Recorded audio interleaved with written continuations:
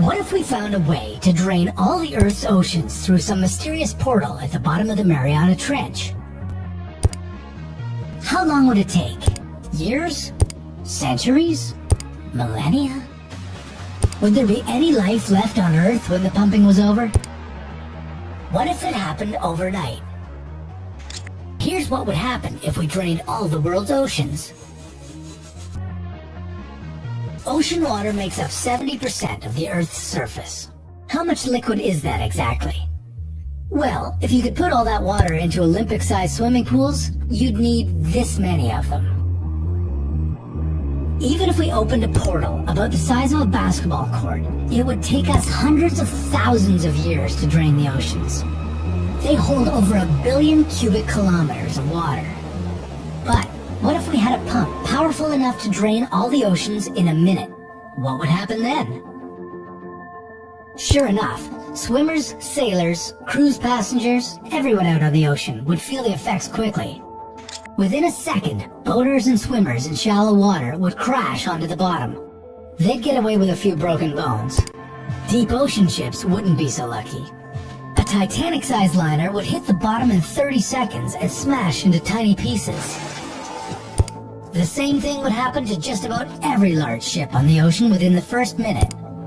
What about all the sea creatures? You already know the answer. It would literally be raining fish, since all the whales, dolphins, and other big aquatic animals curiously exploring the surface would be falling to the ocean floor. As for those already near the bottom, they'd be lucky not to get sucked down the drain along with the water. But what comes next is where the real trouble begins. Our oceans have two life-supporting roles. First, they regulate global temperatures by absorbing energy from the sun. They push warm tropical waters north and south and circulate cold waters back to the equator. This way, no place on Earth gets too hot or way too cold. Global climate control. Second, oceans feed the water cycle, evaporating into the clouds and raining back to Earth. The moment the oceans disappeared, the Earth would turn into a vast desert. Go ahead and throw away your umbrella, since it's never gonna rain again.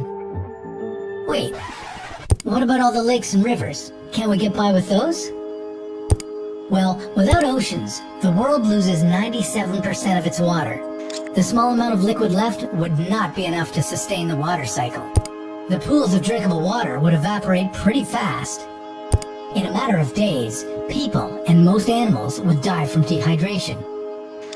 Plants would have a few weeks before they started decaying in the dry air.